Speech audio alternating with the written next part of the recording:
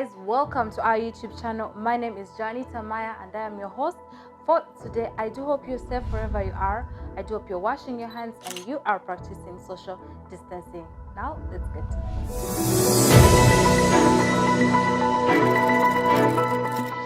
it. Now everyone knows about the pandemic that is happening in the world, and because of that particular pandemic, so many people have lost their loved ones, their relatives, their co-workers, to mention but a few. To put it in short terms, everyone is suffering because of the pandemic. So many people have lost a lot. So many businesses have come to a standstill. The airports are shut down. Basically, it's like the purge or something, like the world has come to a standstill because of this global pandemic. Now, the one thing that this global pandemic has shown in Africa is that Africa is a poor continent. Let me break that down for you. Why am I saying Africa is a poor continent? Because of this pandemic. Now, when this pandemic happened, so many people were laid off from their jobs and they were stopped from going to work if they were self-employed or whatever that is. Now, because of that, that means that people are not getting money, or money was not coming to the people. Basically, they were not earning. And we have so many people in Africa who are middle class, living from paycheck to paycheck, and also living below the poverty line. Now, that just goes to show the economic situation Africa is in. Now, because of all that, so many people being laid off and people being middle income earners and not going to work and whatnot, food is a scarcity now. Come on, this is Africa. Africa is like the land of food. But for some weird reason, food is now a scarcity. There's so many people moving from rural areas to urban areas. And what that has caused is that there's so many people not practicing farming. As you all know, farming is the backbone of Africa. Farming is the backbone of Uganda. Farming is everything. But because so many people move from rural areas to urban areas, many people have given up on farming, and that has led to scarcity of food. Now, this brings me to my point. This pandemic has shown that there's scarcity of food. This pandemic has also shown that so many people are living from paycheck to paycheck, because when they were stopped from going to work, or when they were stopped from accessing their money, now all of a sudden there's no food. People are crying of poverty. People are crying they don't have what to eat. They're now cutting down. They're eating 1 meal per day. Government aid is coming in. We have rich people actually contributing to African countries or to the districts and whatnot.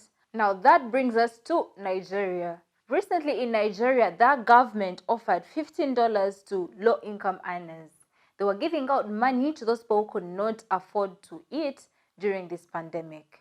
Now what happened was, most African countries know when the government is giving out aid, they usually go to like a district headquarters and they set up whatever it is they're setting up. So let's say it's like money in envelopes, and then people have to line up to get that particular money. Now in Nigeria, 5 women died and others were also injured because they were lining up to get this money. Now, you know, Nigeria is a it's a country with a high population. There's so many people, and I would also believe that there are also so many people living below the poverty line. Now, all these people were coming there to get that money that can help them adjust to the situation or help them adjust to the pandemic. And in that rush and whatnot, 5 women were killed. So you can imagine everyone is fighting to get that money, to get that $15. Everyone is fighting to feed their family. Everyone is fighting to get a piece of that cake so they can go back home with something. And in the process, 5 women were killed, others were injured. Even children were also injured in this process. Can you imagine? Now, what does stand out to me is the fact that the government of Nigeria was risking the lives of its people. Put the fact that 5 women died aside and that there were also children who were injured. Let's go to the whole pandemic. I hope you all know what I'm talking about. The disease that's killing everyone. Now, you can imagine bringing that many people in a certain small space.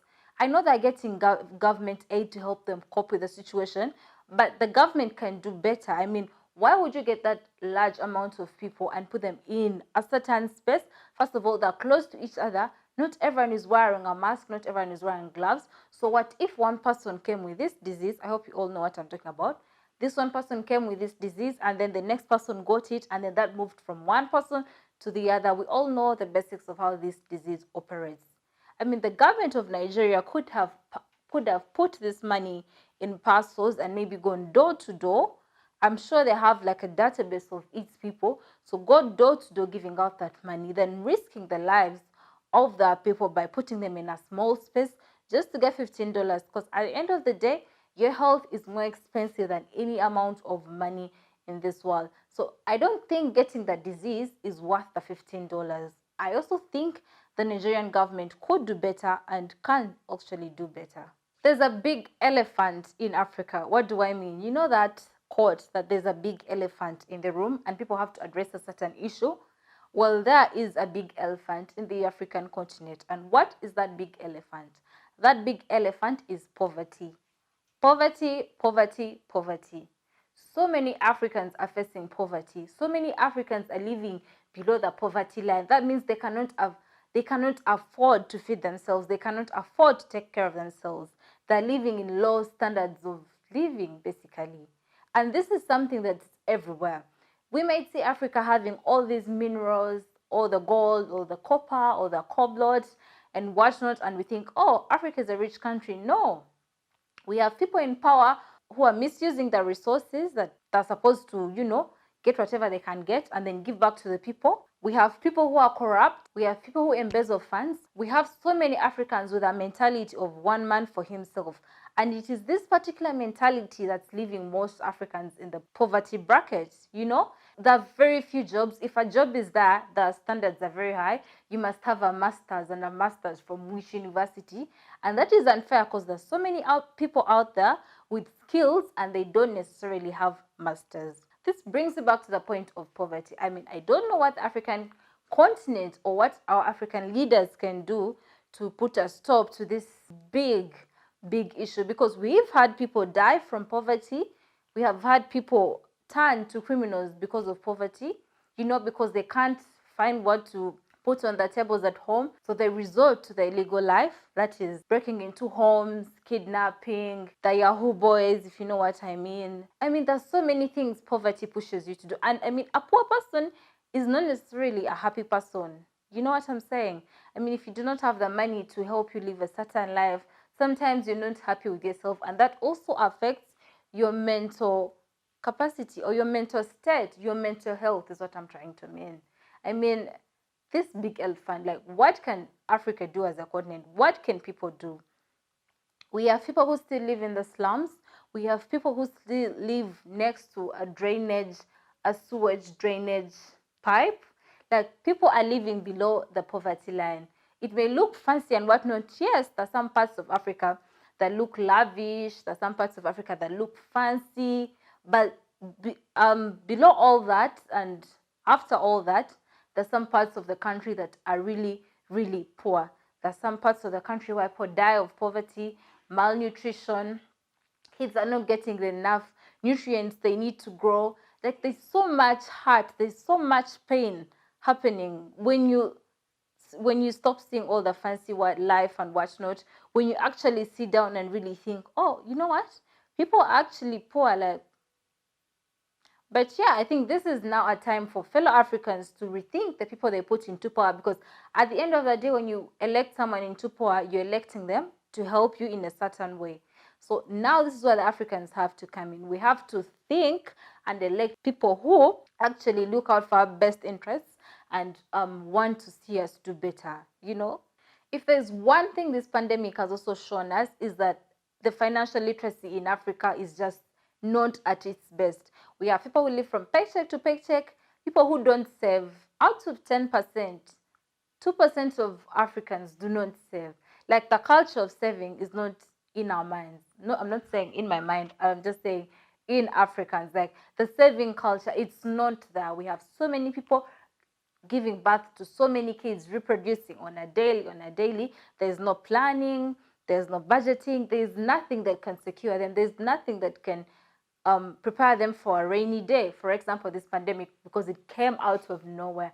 Let me tell you, no one was prepared for this. Like, no one was prepared for this. Well, maybe some people foresaw this and they thought from China it would come this side, but I kid you not, few Africans foresaw this happening to us. I mean, No one saw this coming. But this also just goes to show, with financial literacy, we as a continent are not that good, because if we had prepared for a rainy day, then that fund could have come in to save us during this pandemic. But obviously, it didn't. Now, on the flip side of everything, we also have rich people who are now taking advantage of this whole pandemic. Please do not get me wrong. I'm all for rich people giving money. We can see in Uganda, rich people are contributing. Every time the president has a presser, he announces the people that are actually contributing to the task force that can overcome this particular pandemic. But we do have a small percentage, I mean small, like, do you see what I'm trying to say? A small percentage of the rich people trying to take advantage of this pandemic. And how are they doing that?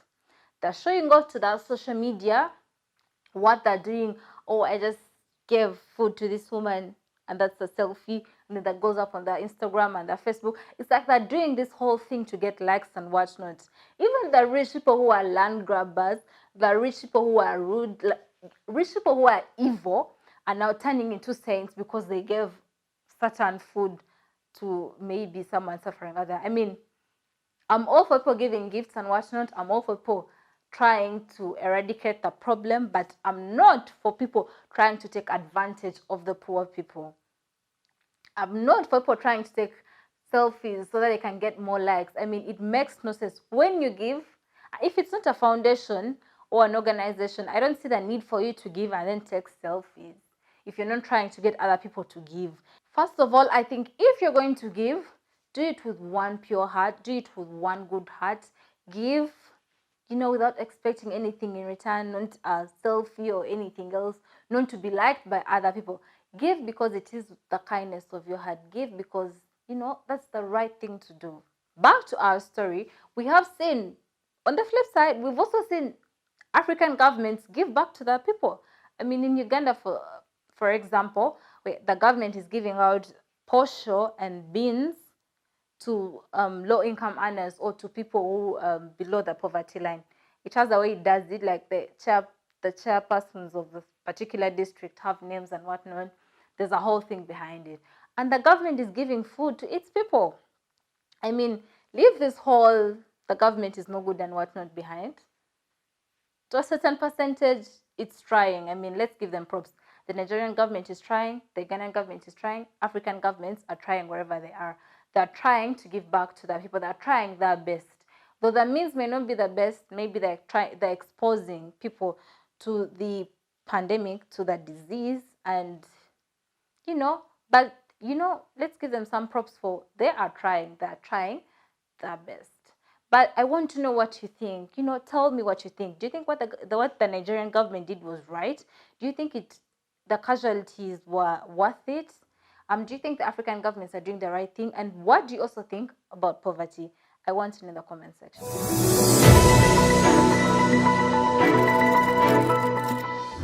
In another story, 15,000 Zimbabweans were deported from southern African countries because of the pandemic and the disease. I mean, these South African countries, thought that the foreigners in their country were a threat. They were a risk to the disease, or they were a risk carrying the disease and whatnot. So they decided to, give them a free flight back to their home country because, they didn't want to spread that disease and whatnot. Now, I mean, what do you think? Do you think they did the right thing? Do you think it's right for certain hosting countries to think that the foreigners they have in their countries are a threat in a certain way? I mean, no one wants to willingly die. So I'm sure the foreigners are trying their best to not spread the disease. I don't think they're doing it intentionally. But if the hosting country thinks they're a threat, do you think it's the right thing that should be done? And another thing that is also going around, do you think African countries should stand together and unite and leave their borders open so that, if, for example, I need to move from Uganda to Kenya, there should be no restrictions at the border? What do you think should happen? I mean, should Africans come together and be like, you know what, it's all love, no matter the pandemic, the disease, and what's not? If you want to move from your country to this country, you can come. I mean, in Uganda, our borders are open, but only to truck drivers carrying cargo, not to passengers moving from one country to another. Now, the trade in East Africa is still ongoing, though our government shut down the borders and whatnot. But we've also seen that certain truck drivers actually carrying the disease, and that to some Ugandans that has posed a certain threat to its people, and that thinking maybe you should completely shut down the borders, and other people say that the economy will crash if the borders are closed. But we've seen in so many countries where their borders are open there and they do not want to close their borders, but these particular Zimbabweans were deported back because this hosting country felt like they were at a risk of the disease. Now, the government of Zimbabwe actually looks at the returnees as a threat for the disease. I mean, they're looking at them like they could have the disease from the South African country, and maybe they brought the disease over to Zimbabwe. Now, we all know ever since the late Mugabe, stepped down from power, Zimbabwe has been facing a strain in its economy and whatnot. They've not been on their best path, I should say that. But what do you think the Zimbabwe government should have done? Is it going to welcome its people and put them in quarantine? What is it going to do to its people? I mean, tell us what you think in the comments section. And on top of that, we also have some political leaders in Uganda who are thinking of transporting certain Ugandans in these countries with the disease and returning them to the country. But the whole issue of these returnees are going to spread the disease is still at large. I mean, what do you think? Should the returnees come back, or is it far too much a risk the country should take? Tell me what you think in the comment section.